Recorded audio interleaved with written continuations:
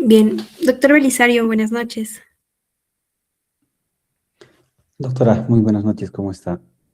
Doctor, buenas noches. Bien, vamos a dar inicio. Ay, bueno, para continuar con esta importante jornada académica, tenemos el honor de presentar a quien estará a cargo de nuestra última ponencia del día. En esta ocasión, nos complace contar con la distinguida participación del doctor Belisario Laurel Vargas, reconocido abogado y especialista en Derecho Penal y Derecho Procesal Penal, quien tendrá a su cargo el desarrollo de la ponencia titulada El doble conforme. Doctor Belisario, es un gusto contar con su participación. Puede dar inicio a su exposición. Muchísimas gracias, doctora. Voy a compartir unas diapositivas que he preparado justo para este tema, para que pueda ser un poco más gráfico y podamos entendernos de mejor manera. Y al final de esta sesión se los voy a compartir a fin de que podamos tener todos este material.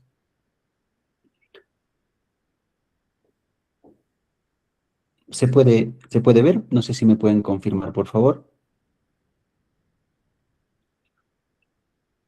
Sí, ya se puede visualizar, doctor. Está muy bien. Ok, el doble conforme, eh, para partir en relación a esta novísima institución procesal en nuestro sistema, al menos en el penal novísimo, porque en el derecho privado, es decir, en el derecho procesal civil, es una institución no solamente reconocida expresamente en el Código Procesal Civil, sino eh, eh, legislado justo desde una perspectiva de naturaleza dispositiva, desde una mirada del derecho privado. Novísimo digo porque esta institución del doble conforme ha surgido en base a un desarrollo de interpretación de la Corte Suprema, es decir, tiene una base eminentemente jurisprudencial y desde esa perspectiva hay posiciones en las cuales mencionan que esta institución procesal no tiene una base legislativa, ¿no? Ya que nuestro sistema procesal penal y el penal se rigen estricto bajo el principio de legalidad estricta. Es decir, no se puede crear instituciones jurídicas en base a un desarrollo jurisprudencial, por una parte, pero también hay posiciones que es la sostenida, al menos en mayoría, por la Corte Suprema, en el cual advierte que tiene una base válidamente ostensible de interpretación en el artículo 428 de nuestro Código Procesal Penal, en el 428.1.d, en el cual menciona si está válidamente regulado. Entonces, bajo ese contexto es que vamos a desarrollar este tema, ¿no? Eh, Vamos a abordar lo siguiente. Tres puntos, o al menos he tratado de diferenciar en tres acápites bien claros. En relación a la casación penal, el doble conforme, lo que se me ha encomendado, y quizás lo más importante, la aplicación práctica. Vamos a abordar el tema de la casación penal porque justo esta institución jurídica se gesta justo en este recurso impugnatorio, que es la casación penal. Vamos a abordar respecto al doble conforme, que debemos entender qué giro más o menos de interpretación, cómo superar y una crítica respecto a la supletoriedad civil que los jueces supremos han mencionado, porque los jueces supremos han mencionado que es posible aplicar supletoriamente las normas de derecho privado, el Código Procesal Civil, y es por eso es posible aplicar este doble conforme. Y la aplicación práctica, ¿no? Vamos a ver en un caso en concreto, que ya tuve la oportunidad de ver, en primera instancia qué pasó, en segunda instancia, y cómo superamos el filtro del doble conforme, ¿no? Obviamente con los datos, porque es un proceso todavía en curso, no tenemos todavía un resultado, entonces bajo el principio de reserva de todo proceso, obviamente los nombres están reservados, ¿no? Entonces, partamos por la casación penal. La casación penal es uno de los recursos quizás más importantes de nuestro sistema procesal penal, del sistema impugnatorio, ya que la casación penal, al igual que el recurso de apelación, al igual que los demás recursos, incluso la revisión, es uno de los recursos ordinarios. Hay posiciones que mencionan que el recurso de casación es un recurso extraordinario, ¿no? Varios de los, podríamos decir, juristas mencionan que el recurso de casación es un recurso impugnatorio extraordinario.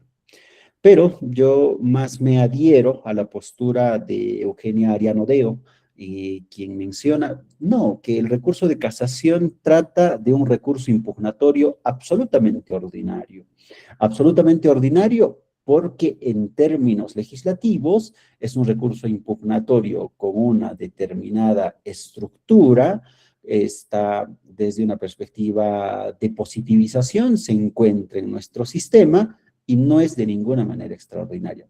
Quizás pueda tener razón la doctora Eugenia Ariano, porque desde una mirada de la positivización de diferentes recursos, trata de un recurso más en igualdad de posición que el recurso de apelación, o el recurso de reposición, o el recurso de revisión, u otro recurso en igualdad de condición. Entonces, no tiene nada de extraordinario, salvo la naturaleza misma especial del recurso de casación, lo cual no lo hace extraordinario.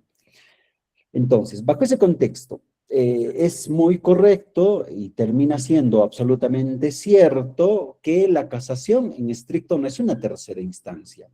Nuestro sistema impugnatorio, el sistema impugnatorio de nuestro sistema, constitucionalmente regulado, lo que advierte es una doble instancia, es decir, el sistema impugnatorio en nuestro sistema procesal peruano, con una apelación terminaría garantizando la doble instancia, es decir, el derecho a que cualquier resolución pueda ser revisado por una instancia superior. Es decir, con una apelación, con la revisión de una segunda instancia, termina agotada esta garantía constitucional. Pero la casación en estricto tiene el objetivo de una revisión de la sentencia de segunda instancia, porque entendamos que existe una resolución de primera instancia, sea en relación a la apelación de un auto o la apelación de una sentencia de primera instancia, se interpone un recurso de apelación, se emite una resolución de segunda instancia en la cual resuelve los agravios planteados en el recurso de apelación, se emite una resolución de segunda instancia y contra esa resolución de segunda instancia es que procede en estricto el recurso de casación. Y aquí parte, creo, la naturaleza absolutamente especial, quizás no extraordinario, pero sí especial del recurso de casación, en la cual el control que se realiza a la resolución de segunda instancia desde una mirada de una casación es absolutamente un control de derecho. ¿Qué queremos decir un control de derecho o un control in iure? Es decir, basta la necesidad de poder advertir y determinar la existencia de una determinada, de un razonamiento que infrinja la norma, que se aparte de la aplicación de una determinada norma en forma extensa, es decir, normas constitucionales, de garantías constitucionales, normas de naturaleza legislativa, de naturaleza procesal, ya sea sustantiva o también procesal, es decir, infracción a la norma. Entonces, aquí en estricto, y eso es un común denominador, que en un recurso de casación es imposible poder revalorar medios probatorios, es decir, no abre respecto a la existencia o inexistencia de hechos, sino lo que analiza y trata de advertir en un escenario casatorio es poder controlar si todas las normas procesales, las normas sustantivas, las normas constitucionales de naturaleza procesal y sustantiva, aplicados en el determinado caso, se han adherido a la adecuada interpretación, a la adecuada aplicación, y en estricto, si es que existe una circunstancia de apartamiento o no apartamiento de la doctrina jurisprudencial consolidada. En estricto, usualmente es muy común mencionar poder apartarse usualmente de sentencias casatorias con razonamientos ya consistentes en el tiempo respecto a una línea jurisprudencial o apartarse de acuerdos plenarios, lo cual, en estricto, los acuerdos plenarios son una muestra de una línea jurisprudencial plasmada por la Corte Suprema. Entonces, desde esa perspectiva de control de derecho, de una resolución de segunda instancia con un recurso de casación, hay la posibilidad de realizar un análisis de una mirada de error injudicando, es decir, un error de derecho o un error improcedendo, desde una mirada del procedimiento.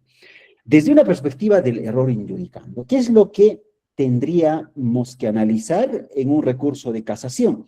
Es decir, los vicios relacionados en relación a la aplicación, a la interpretación de la norma sustantiva, que en estricto, más o menos, desde una mirada del derecho penal, estaría relacionado desde una mirada de tipicidad, quizás, determinación de la tipicidad, determinación de las circunstancias de antijuricidad, determinación judicial de la pena, determinación de la culpabilidad o algún elemento estructural de tipo penal que se pueda poner en debate, o un delito de colusión, que podría ser claramente poder determinar que en un caso en concreto nos está analizando respecto a la adecuada interpretación de qué se debería entender por un escenario concertivo, si es que existe o no existe un perjuicio, o no existiese o no un perjuicio, es decir, interpretación del tipo penal en el determinado caso. Pero vemos que en este caso es más un análisis de control de la norma. No analizamos, o en un recurso de casación no se analiza circunstancias fácticas de control, ¿no? Desde una mirada de motivación, no se analiza una motivación, podría ser una motivación externa, ¿no? Un control de hechos o un control probatorio, sino va más desde una perspectiva de control jurídico de cómo es el razonamiento. En relación al error improcedendo o improcedendo, relacionado a cómo fue el procedimiento, está relacionado directamente, siempre tengamos en consideración que el control casatorio de la resolución de segunda instancia está relacionado al control normativo, al control de infracción de derecho del determinado proceso. Si vemos desde una perspectiva procesal, veremos si ha existido una adecuada interpretación de la ley, ha existido una adecuada aplicación de una determinada ley, de una determinada norma sustantiva o procesal en relación al procedimiento. Por ejemplo, aquí más adelante creo lo vamos a desarrollar de mejor manera en el ejemplo práctico. Por ejemplo, en un determinado proceso, cuando existe dos peritos con conclusiones discrepantes, perito del Ministerio Público con una conclusión X y perito de parte con una conclusión Y que en estricto se contrapone, el juzgado tiene la obligación de convocar a un debate pericial. Eso, la norma procesal es absolutamente exhortativa, no es facultativa. La norma procesal advierte que sí o sí dice, ¿no? Debe convocar a un debate pericial. Pero ¿qué pasa si no lo realiza? Eso implica realizar un control casatorio de por qué es que se deja de aplicar esa norma procesal respecto a la obligatoriedad del juzgado. Debe ser de oficio del juzgado de poder convocar a un debate pericial. Entonces, ahí ya nos está analizando, en estricto, nos está analizando, no, el perito dijo tal cosa, entonces el perito del Ministerio Público, esta conclusión es correcta, esta no es correcta por esto, no, sino, dijo tal cosa, hay contraposición, hizo o no hizo el juzgado. Control absolutamente normativo. Entonces, bajo esa perspectiva es así, o sea, no es como pasa en apelación, es un poco más amplio, un debate de hechos, qué es lo que dijo en una determinada pericia, cuál es la base, el objetivo, cuál fue el desarrollo científico, por qué, no, sino es un debate de pasó o no pasó en un determinado proceso, se cumplió o no se cumplió, desde una perspectiva de comparación con las normas de aplicación e interpretación. Por otra parte, y esto es un tema absolutamente importantísimo, ¿para qué nos sirve la casación? Y esto también siempre a manera de preámbulo, porque el tema del doble conforme es lo que nos han encargado. La función nomofiláctica es uno de los fines quizás más principales de nuestro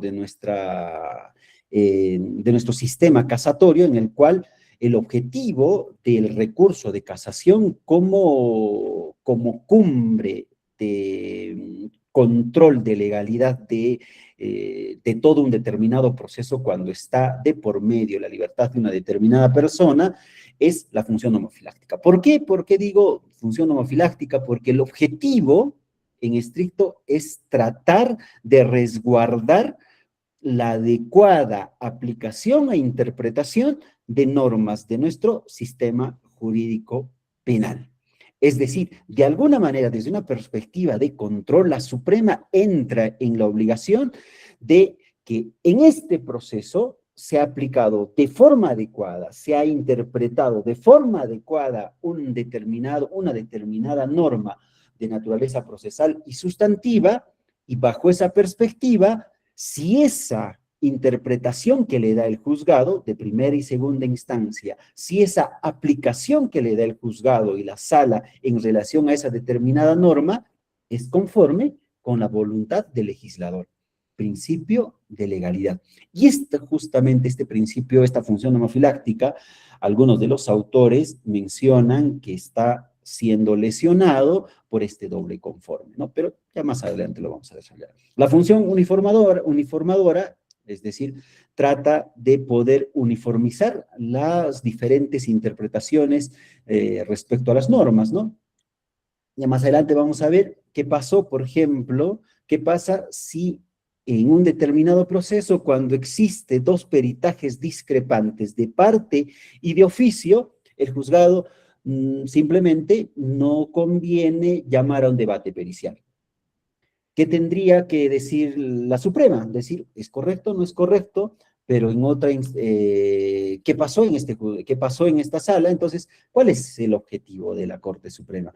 Poder dotar de los instrumentos interpretativos, doctrinales, ya sea jurisprudenciales, poder alinear que este artículo del Código Procesal Penal, del Código Penal, se tiene que interpretar y se tiene que aplicar de esta determinada forma.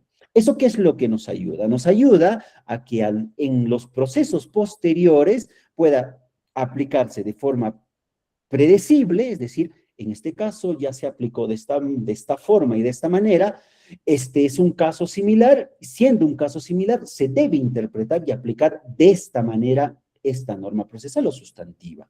Y eso genera también seguridad jurídica, no hace que en una corte pueda interpretarse de una determinada forma y en otra corte de otra. Entonces, la Corte Suprema, como instancia cúspide, tiene que determinar cuál es la interpretación correcta. Y bueno, la finalidad inmediata, la diqueológica, la cual tiene la finalidad de tutelar intereses de las partes, en relaciones a las partes que están involucradas, ¿no? Y la finalidad inmediata, la nomofiláctica que acabamos de mencionar.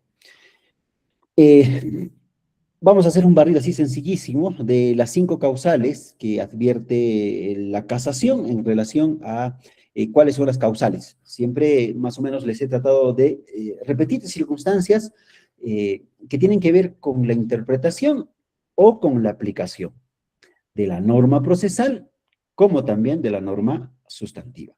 Entonces, para poder recurrir, poder construir adecuadamente un recurso de casación, no es como un recurso de apelación. El Código Procesal Penal no solo nos advierte los supuestos estrictos en los cuales se debería encuadrar el recurso de casación, sino que también la obligación de las partes para poder determinar si existiese esta sucesión de diferentes causales, mencionar que en ese supuesto, cuál es la interpretación correcta que se debería dar con una adecuada argumentación, basado en norma, basado en doctrina, basado en jurisprudencia. Es prácticamente la naturaleza, quizás por ello extraordinario, pero para mí considero que no es extraordinario, considero que es la naturaleza especial del recurso de casación. Entonces, existen 5 causales del artículo 429, la inobservancia de la garantía constitucional de carácter procesal y material, en este caso, aquí trata más o menos de un ámbito macro, habla de garantías constitucionales, es decir, trata de la inobservancia, es decir, dejar de aplicar o dejar de aplicar en el caso en concreto una norma de máxima de optimización de nuestro sistema, de carácter procesal o de carácter material. Carácter material podría ser, se dejó de aplicar una norma de naturaleza sustancial, es decir, por ejemplo, el principio de legalidad. De carácter procesal, que podría estar relacionado con el tema de la imparcialidad o parcialidad o alguna circunstancia de naturaleza estrictamente procesal. Inobservancia de normas procesales sancionadas con la nulidad, relacionado con el artículo 150 y demás, relacionado en estricto la inobservancia de aquellas formalidades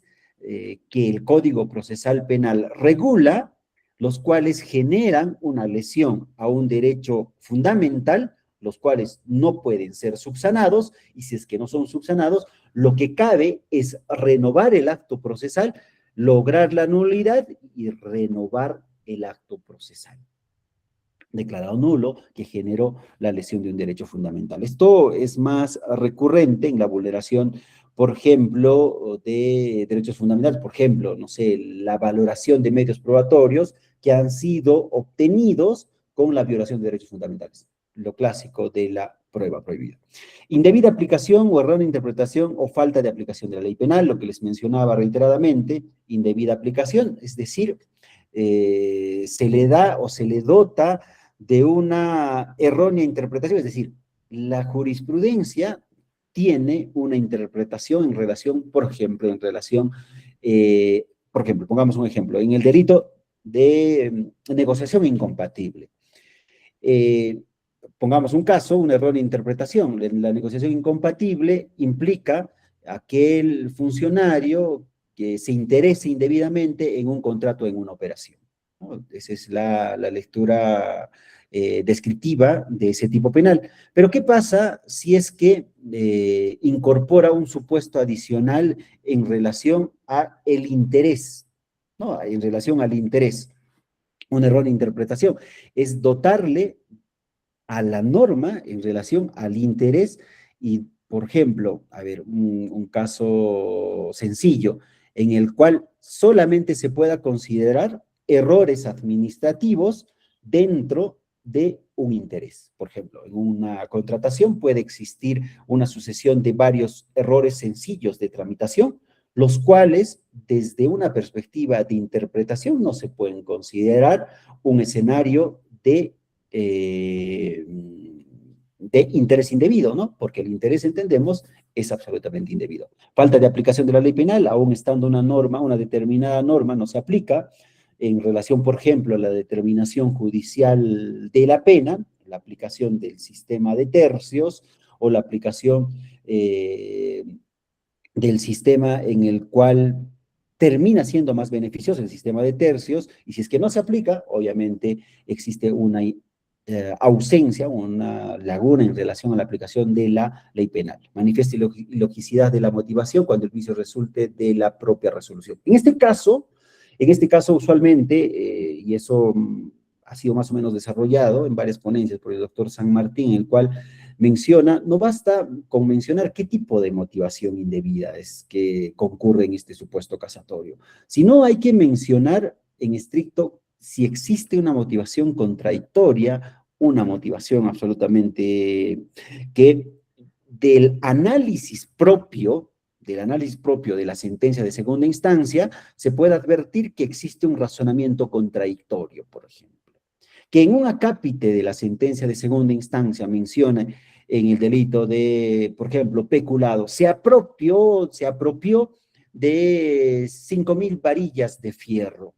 Pero en otro acápite menciona, no, que las varillas de fierro encontraron en otra obra, de la misma municipalidad, pero en otra obra. Pero no que se apropió.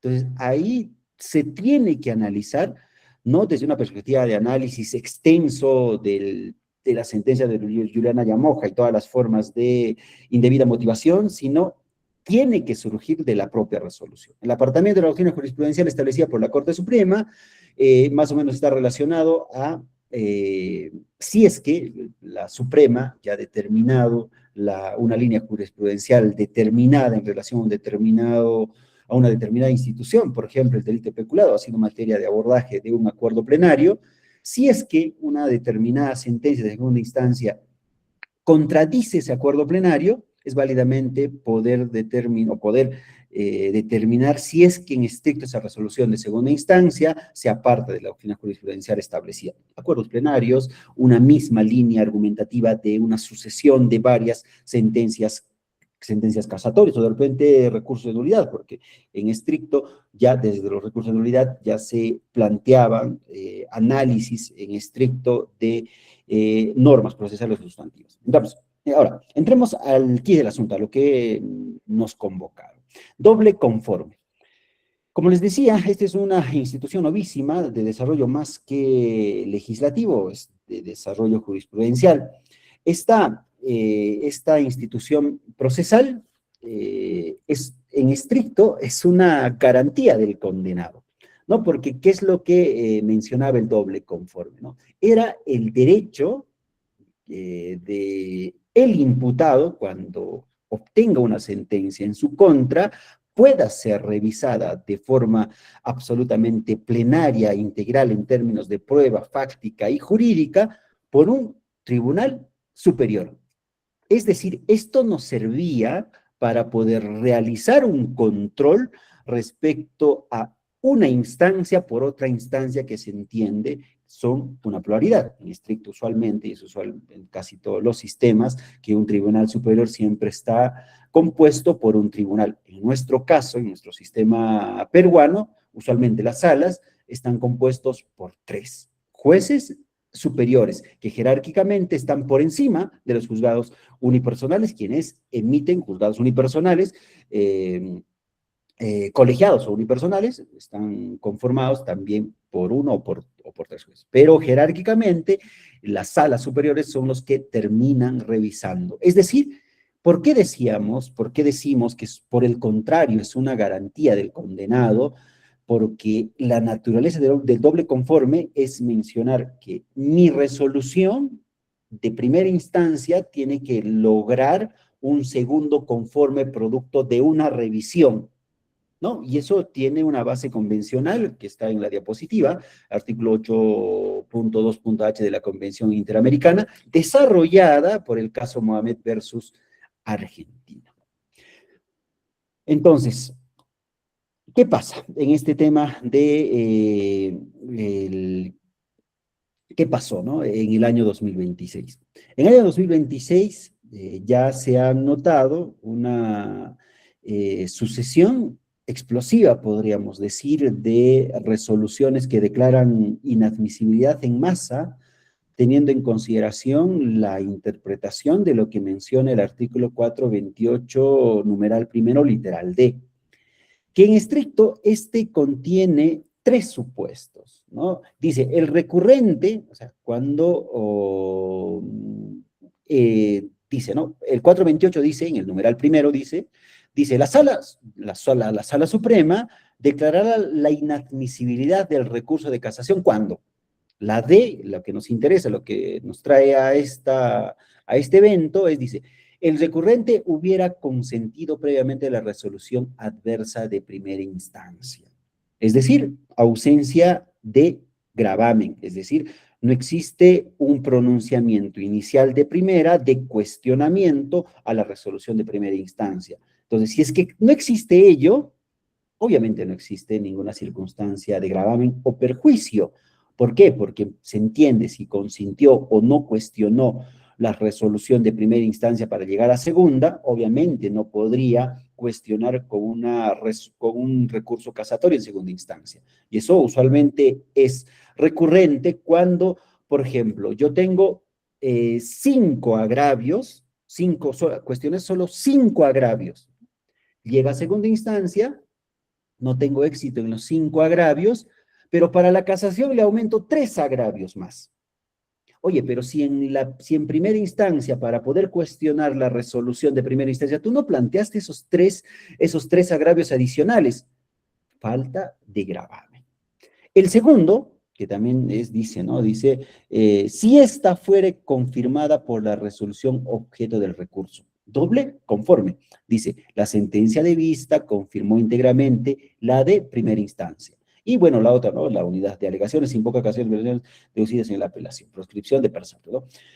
Entonces, el acápite B es lo que interpreta la Corte Suprema señalando y advirtiendo como un supuesto de regla en la cual, si es que la sentencia de vista confirma íntegramente la resolución de primera instancia, no cabe casación. Válidamente, la Suprema puede declarar la inadmisibilidad del recurso de casación. Pero aquí la salvedad.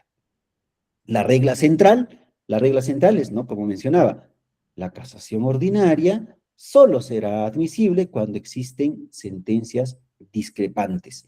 Es decir, si es que primera y segunda instancia existen pronunciamientos respecto al tipo penal, respecto a la determinación judicial de la pena, respecto al ámbito fáctico, respecto al ámbito de prueba, si es que existe un razonamiento discrepante, ahí sí cabe la posibilidad de un recurso de casación. Ahí sí tendría que ser declarado admisible, pero como un filtro solamente incluso inicial, porque el tema de fondo es otro cantar, ¿no? Es otro tema, ¿no? Entonces, ¿cuándo pasa esa circunstancia? Esas circunstancias de razonamientos discrepantes, porque ya no es el doble conforme, es decir, la resolución de primera instancia ya no ha sido confirmada en todos sus extremos por la resolución de segunda instancia, por vía de revocatoria, cuando la sentencia o el auto de vista emitida, lo que hace es revocar en todo o en parte la resolución de primera instancia. Es decir, existe una discrepancia importante en el razonamiento del que sea, cualquier vicio o cualquier error que se pueda advertir. Es decir, bajo ese contexto, sí es admisible la casación ordinaria o excepcional y pasa el filtro de admisibilidad para entrar al debate de fondo. Vía doctrina vinculante, cuando la sentencia aniquila el criterio jurisdiccional supremo de valor vinculante. Y así dice, ¿no? Así dice la Suprema. Dice, aniquila el criterio jurisprudencial. Y así lo dice la casación Huánuco, en la cual más o menos fija de criterios respecto al doble conforme, cuando se aplica doble conforme. Entonces, ¿qué es lo que quiere decir cuando aniquila el criterio jurisprudencial? Es decir, cuando la Corte Suprema ya tiene una línea jurisprudencial de interpretación o aplicación de una determinada institución procesal o institución sustantiva, una línea consolidada. Y la Corte Superior decide en una resolución apartarse de esa línea jurisprudencial. Entonces, con eso lo que hace la Sala Superior es poder aniquilar el criterio jurisprudencial desarrollado por la Corte Suprema, ¿no? Entonces, bajo ese contexto, claro que sí es viable poder superar el doble conforme, o al menos así lo menciona la Corte Suprema en esta sentencia casatoria. Eh, entonces acá lo que les mencionaba, más o menos en el fundamento 12, para que puedan ustedes corroborar en el fundamento 12 y en el fundamento 9, más o menos advierten esos supuestos para poder irnos entendiendo. Entonces, esta sentencia casatoria, en la cual fija algunos supuestos, al menos los más importantes, porque hay otras sentencias que mencionan respecto a la vulneración de derechos fundamentales, fundamentales de naturaleza procesal, derechos fundamentales de naturaleza sustantiva, pero yo creo que estas son las más importantes, al menos para poder superar ese filtro del doble conforme y ir a debatir a la Corte Suprema respecto al fondo del asunto. El primer supuesto es la revocatoria total o parcial. La regla que impone en esta sentencia, o al menos lo que advierte la Suprema para poder declarar inadmisible un recurso de casación, inadmisible porque ¿qué es lo que pasa? ¿No? Al menos como un breve paréntesis. La, cuando se emite una resolución superior, lo que cabe es la casación, y cuando se emite el recurso de casación, cuando se interpone el recurso de casación, la sala superior admite el recurso de casación, en el escenario que admita, ¿no? Si es que no admite, cabe el recurso de queja, ¿no? Queja de derecho, lo plantean en la Corte Superior, lo elevan a la Suprema, analice, que es otro camino. Pero si es que admite el recurso de casación, lo elevan a la Suprema, en la Suprema corre el traslado del recurso de casación a todos los sujetos procesales, después fijan fecha y hora para la audiencia de admisión. Ahí es el filtro en el cual la Suprema discrecionalmente en una audiencia interna advierte que este proceso tiene interés casacional o no tiene interés casacional. Una vez admitido en la Suprema y advertido el interés casacional, admiten la casación y se van a debatir el fondo del asunto, incluso ya parametrando respecto a qué es lo que concretamente se va a debatir en la audiencia respecto al fondo del asunto, en el debate de fondo del recurso de casación. Entonces, ¿qué es lo que pasa? Entonces, en esta regla, retomando a este acápite, la primera regla dice, ¿no?, que puede existir, el primer supuesto, la revocatoria total o parcial. Basta que la sala superior haya revocado, aunque sea parcialmente, algún extremo de la resolución de primera instancia. Es decir, bajo ese contexto, la decisión ya no termina siendo uniforme, la resolución en ese extremo existe una discrepancia, es decir, ya no existe un doble conforme. Pongámonos en un supuesto en el cual a una persona, en primera instancia, lo sentencian en un escenario de concurso real del delito de usurpación y daños. Les lo sentencian a, digamos, 7 años. Pero llega a la sala y dicen, no, en este caso no puede existir pues un concurso real, no se pueden sumar porque el delito de usurpación implica la violencia sobre las cosas, entonces los daños forman parte del delito de usurpación bajo el principio de subsunción, el delito más complejo absorbe al menos complejo, entonces acá hay solo un delito, el delito de usurpación. Entonces, vemos que la resolución de segunda instancia varía el razonamiento de la resolución de primera instancia. Entonces, bajo ese contexto, ya no existe una univocidad respecto al razonamiento. Revoca. Bajo ese contexto, existe un doble conforme, ya no existe un doble conforme. Entonces, válidamente, viablemente, es posible interponer o podrían interponer un recurso de casación pasando el filtro del doble conforme, válidamente quizás analizar otros acápites respecto a la admisibilidad e ingresar al análisis de fondo. El segundo supuesto es aniquilar la doctrina vinculante. La doctrina vinculante es lo que les mencionaba, ¿no? Existe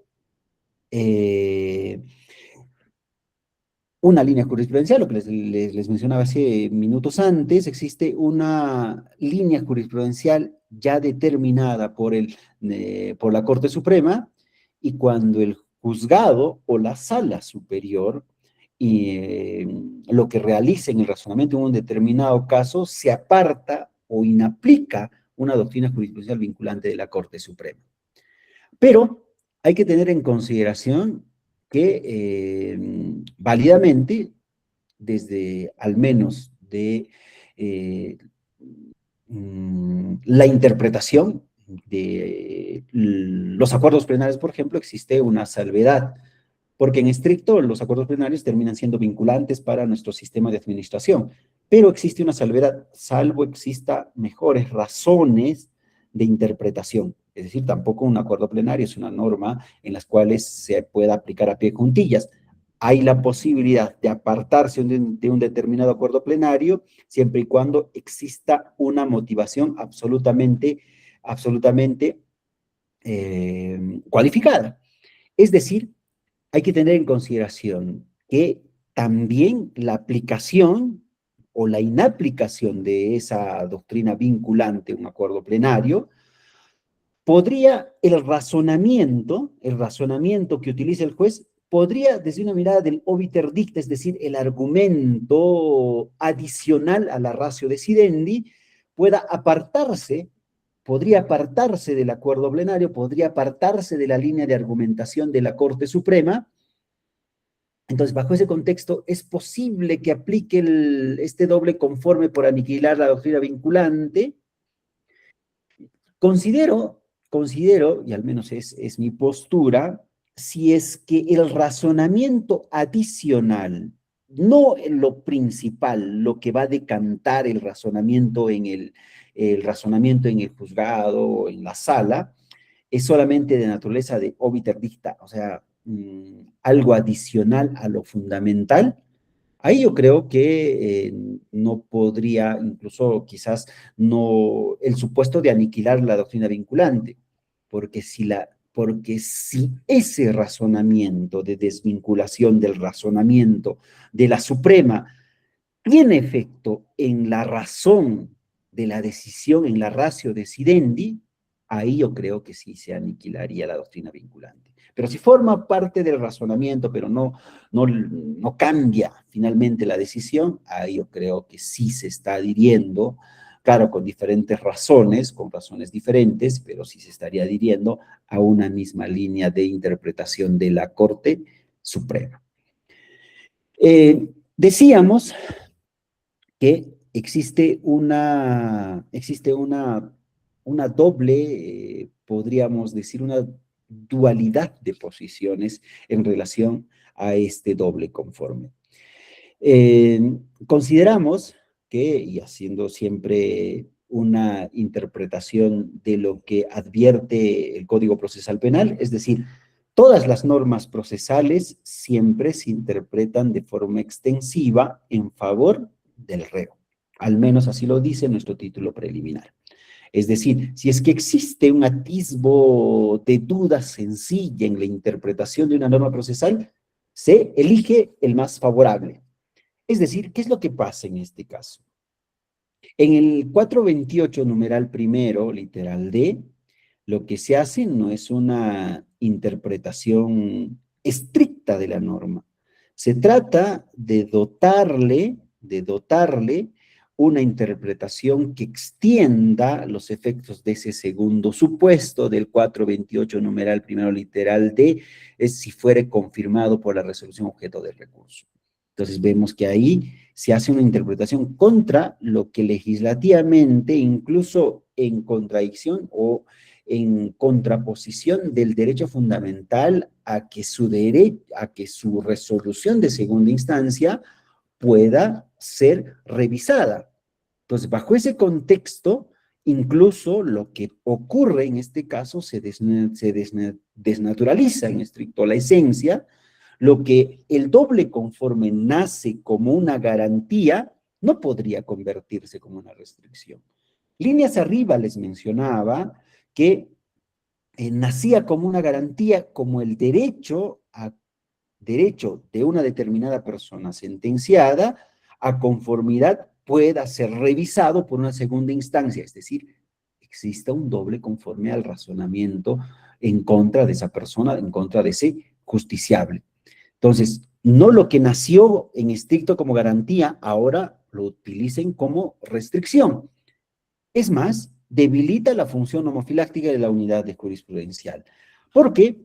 ¿Por qué decimos que vulneraría, ¿no?, la función homofiláctica? Porque en estricto la función homofiláctica es decir, ok, Corte Suprema, tú revisas si es que en este caso se aplicó o se interpretó, no se interpretó, se inaplicó una determinada norma procesal o sustantiva de forma adecuada, aún incluso si primera y segunda instancia tengan el mismo razonamiento. Aún con ese mismo razonamiento en primera y segunda instancia, tú revisa si es que se está aplicando adecuadamente la ley. Si es que esa interpretación es correcto con lo que el legislador, bajo el principio de legalidad, advierte o es la razón de la ley. Entonces, al parecer se está vulnerando, ¿no? Con una sencilla interpretación se desecha en masa la posibilidad incluso de analizar supuestos agravios en relación a errores o vicios por el simple incumplimiento de este doble conforme. Es decir, ¿no? No porque dos errores, o sea, se hagan verdad, es decir, este sería el razonamiento, ¿no? No porque primera y segunda instancia tienen el mismo razonamiento, es absoluto esa verdad. Aquí, esa falibilidad del judicial, porque es recurrente que ha existido diferentes casaciones en las cuales se declaran casados, se casan de diferentes resoluciones y se devuelven con efecto incluso nulificantes en las cuales retrotraen procesos penales, incluso, y bajo ese contexto, no porque primera y segunda instancia hayan confirmado en todos los extremos, es una verdad absoluta. Yo creo que ese es un razonamiento inadecuado. Ahora, ¿por qué? Ahora, otro razonamiento también que escuché y es bastante recurrente mencionar, claro que sí se puede aplicar las normas, supletoriamente las normas de naturaleza civil, del derecho privado. El artículo 393, numeral primero literal C del Código Procesal Civil, en efecto, ¿no? Sí aplica, ¿no? Pero dice literalmente. Es decir, ¿por qué? Al menos en nuestro sistema, en el penal, regulado o basado bajo el principio de legalidad como una máxima de optimización, no existe un vacío que colmar, es decir, no existe una laguna normativa.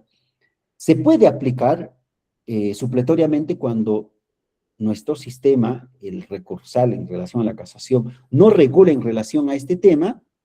Si es que no regula, podemos utilizar una norma extrapenal para completar una norma procesal interna, ¿no? Entonces, una remisión externa. Pero en este caso, ¿qué vacío normativo existe? No existe ningún vacío normativo.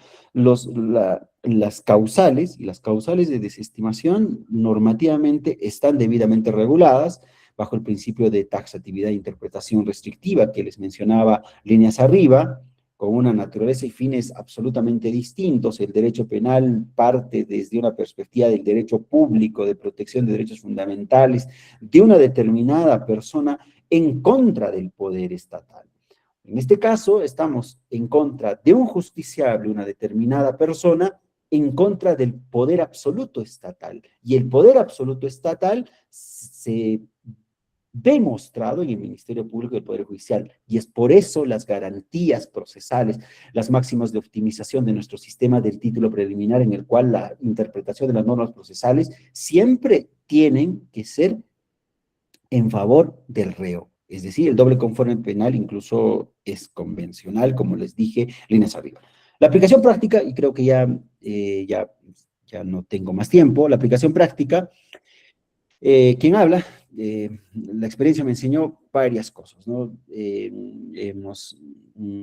Al menos desde la posición en la cual yo me encuentro, yo soy abogado defensor privado, lo cual me da la posibilidad de quizás ver estos supuestos de cerca, ¿no? Incluso, ¿qué es lo que pasó en este caso, no?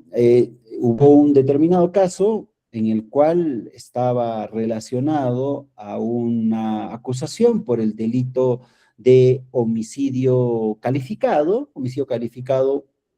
inicialmente por ocultar un delito, adicional el delito de violación sexual. En el curso del proceso penal, eso era la acusación, ¿no? Acusación por ocultar otro delito, mató a una persona por ocultar otro delito, y el delito precedente era un escenario de violación. Entonces, ¿qué es lo que pasa, ¿no? En el proceso? En el proceso en primera instancia existe una desvinculación, ya no es ocultar para otro, sino es alevosía. Después se le impone una pena de 28 años y más y una reparación de 350.000 soles, con incorporación de un tercero civilmente responsable. En segunda instancia, esta resolución de primera instancia fue materia de impugnación y en efecto confirma la resolución, pero revoca algunas circunstancias. Revoca, ya no le impone 28 años, sino se revoca y le impone 20 años. Eleva la reparación de 300 a 500.000 soles y se excluye al tercero civilmente responsable. El recurso de casación en relación a este caso, ¿es posible aplicarse el doble conforme? Materialmente vemos que no, ¿no? Vemos que no porque primero revocó en relación a la pena, en relación a la reparación civil y excluye uno de los sujetos procesales debidamente incorporados. Desde una perspectiva del tercero civilmente responsable, una situación absolutamente favorable. Pero desde una mirada de casación y viendo para poder pasar este filtro del doble conforme, vemos que no existe una confirmación íntegra, existe una revocatoria parcial en relación al primer supuesto, una plena aplicación en relación al ratio decidendi, en el segundo supuesto, en relación al tipo penal que les acabo de mencionar, entonces superaría. Entonces, aplicando en relación al primer supuesto, ¿no? ¿Coexiste una revocatoria parcial? Vemos que sí, ¿no? Se está revocando en relación a la pena. La reconfiguración de fundamentos de la pena, ahí existe la aplicación de diferentes agravantes. Les mencionaba que inicialmente la acusación era para ocultar un delito, y un delito precedente incluso. Después finalmente se le sentencia por otra agravante, que era una agravante de alevosía.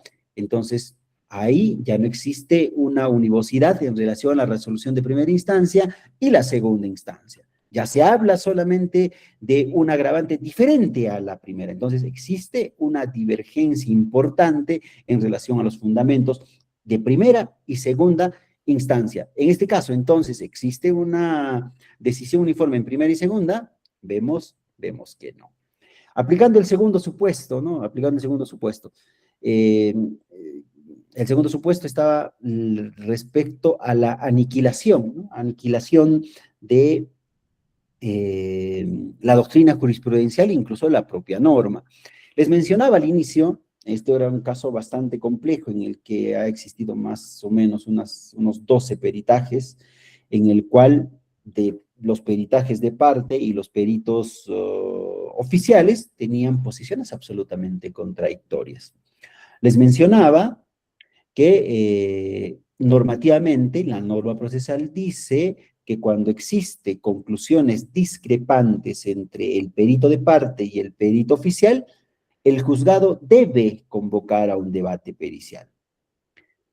¿Qué pasa? En este caso no hubo en primera instancia, y en segunda instancia, ¿qué es lo que dijo? En segunda instancia dijo, no existe ningún agravio, ningún error, porque tú como parte procesal, tú debiste pedir el debate pericial. No el juzgado no debió instar de oficio. Pero ese razonamiento no resulta tan correcto con la interpretación que realiza la Corte Suprema. La Corte Suprema, en varias sentencias casatorias, menciona y resalta el deber del juzgado. Es decir, no es obligación de las partes, sino es obligación del juzgado. Entonces, aplicando ese segundo supuesto, ¿pasa el filtro del doble conforme? No pasa el filtro del doble conforme, al menos desde esta regla que impone a la casación de Huancavelic, de Huánuco. Vemos que sí, ¿no? Porque es necesario que esas circunstancias pueda ser debatido en la Corte Suprema si es que es del juzgado la obligación o de las partes o de quiénes, ¿no? Si es que no hay. ¿Cómo el juez decide si es que existen peritajes contraproducentes con conclusiones discrepantes? Porque se entiende que el juez no es perito, no es un metaperito que pueda decir, ah, no, yo elijo este peritaje por encima de esto. No, los dos desde una perspectiva de verificar con la vista, con los sentidos, y eso, ese es uno de los principios de inmediación, determinar cuál de la fiabilidad de los dos peritos que muestre en audiencia, elijo uno de ellos. Lo cual, ese tema, vemos que es un tema importantísimo, ¿no? Que se pueda ver. Entonces, en cada agravio supera el filtro por su propia vía, en la primera o la segunda, ¿no? Debate pericial omitido, segundo supuesto, ¿no? Vemos que existe una discrepancia en los peritajes que les acabo de mencionar, es el segundo supuesto, ¿no? Está aniquilando la doctrina jurisprudencial. Errónea interpretación de la alevosía, ¿no? La alevosía, ¿cómo se debe interpretar la alevosía? Porque en primera instancia la sanción era por ocultar un delito con un delito precedente previo, o sea, si yo mato a una persona para ocultar un determinado delito, pero termino sancionando por otro delito, ¿y cómo yo interpreto en segunda instancia en relación a ese tema importante? ¿Se está obedeciendo respecto a la interpretación respecto a uno de los elementos de este tipo penal o no? Diagnóstico, bueno, que es un tema estrictamente técnico en ese caso, y un tema importante también, ¿no? El incremento de la reparación. Inicialmente les dije que se había impuesto 300.000, finalmente se sumó o se incrementó a 500.000, retirando al tercero civilmente responsable, teniendo en consideración que el tercero civilmente responsable es el obligado civil que conjuntamente que el imputado está obligado a pagar. Si retiran al tercero, estaría solamente el imputado con una discrepancia, al menos en términos cuantitativos numéricos, de 300 a 500. Entonces, ahí vemos que en relación al primer supuesto existe un incremento de la reparación superado el doble conforme. Entonces, de todo esto, a manera de síntesis, hay 4 ideas que tenemos que retener, estimados colegas. Es un recurso extraordinario, a mi posición, claro, esta es una posición la mayoritaria, yo creo que no es uno extraordinario, es quizás un recurso ordinario con características absolutamente especiales, porque implica poder determinar en qué supuesto o causal estrictamente, es decir, en este caso hubo aplicación o interpretación adecuada, hubo de la norma procesal o norma sustantiva. Y además de ello, se tiene que argumentar respecto a qué interpretación se le tiene que dar a la norma que yo cuestiono como agravio. Es decir, vemos ahí, ¿no? Que en estricto trata de un análisis de control de la Suprema injure de derecho. Y bajo ese contexto es necesario determinar qué interpretación le damos. Entonces, por esas naturalezas específicas determinadas, y por eso dicen, ¿no? Hay que tener algo de expertise quizás para hacer este tipo de recursos. Por ello, por tener estas circunstancias especiales, no es extraordinario. Por el contrario, es un recurso ordinario, regulado, pero de naturaleza absolutamente especial para recurrir a la última instancia o a la instancia vértice de nuestro sistema procesal penal. De doble naturaleza, el doble conforme nació como una garantía inicial y desde el año 2026 sirve como un filtro de inadmisibilidad contrario a la garantía que favorecía a los imputados. 2 vías de superación, las que acabo de mencionar, del recurso de casación. Claro, hay otras, ¿no? Pero yo creo que estas son las más principales. Por ejemplo, dicen, como les acabo de mencionar, vulneración de derechos fundamentales, ¿no? Que es natural, ¿no? Que podría subsumirse a estos 2 supuestos que acabo de mencionar. La estrategia práctica, identificar, revocar parcial la plena inaplicabilidad sobre la base de la decisión grave por agravio, ¿no? Eso básicamente, estimados colegas. Entonces, con ello espero haber agotado, al menos de forma acabada, este tema bastante novísimo, que es el doble conforme parte de una institución muy importante que es la casación. Espero haber agotado todas sus expectativas teóricas al menos respecto a este tema importante. Muchísimas gracias.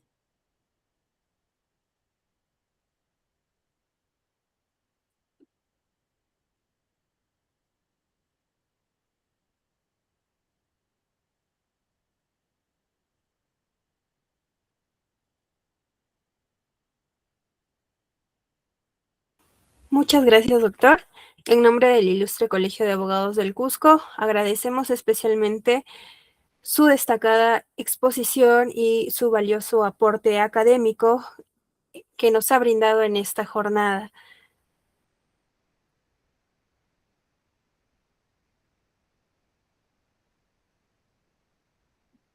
Muchísimas gracias, doctora. Si habría alguna pregunta, bueno, habríamos terminado con esto.